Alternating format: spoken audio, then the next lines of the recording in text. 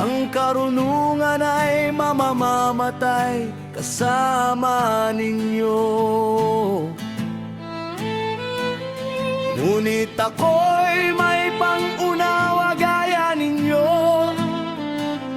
Hindi ako mababa sa inyo.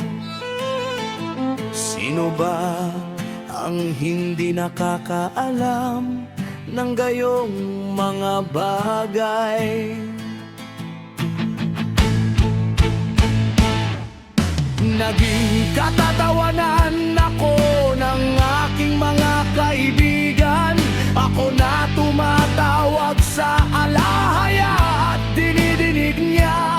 Ang matuwid at walang kapintasan ay nagiging katatawanan. Ang maginhawa ay humahama sa nasasawing palad. Inihahanda ang pagkatisod ng mga nakatayong mahina. Ang tulda ng mga tulisan ay mapayapa at iwasay ang mga nagpapagalit sa alahaya.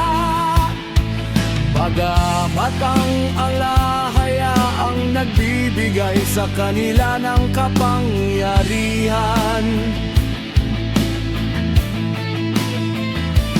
ngunit tanungin mo ang mga hayop at ituturo nila sa iyo ang mga ibon sa himpapawid. At sasabihin nila sa iyo, makipag-usap ka sa lupa at tuturuan ka nito. At ang mga isda sa dagat ay magsasaysay sa iyo. Sino sa lahat ng ito ang hindi nakakaalam ng kamay ni Yahweh ang gumawa nito?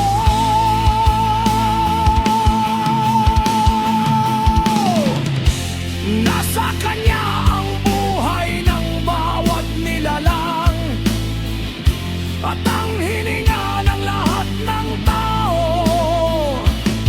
Ang daing ay sumusubok ng mga salita tulad ng dila na lumalasap ng pagkain.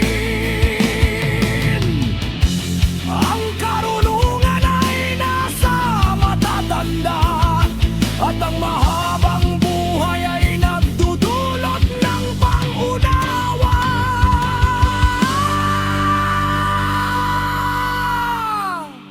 Sa alahayaya ang karunungan at kapangyarihan, sa kanya ang payo at pang-unawa.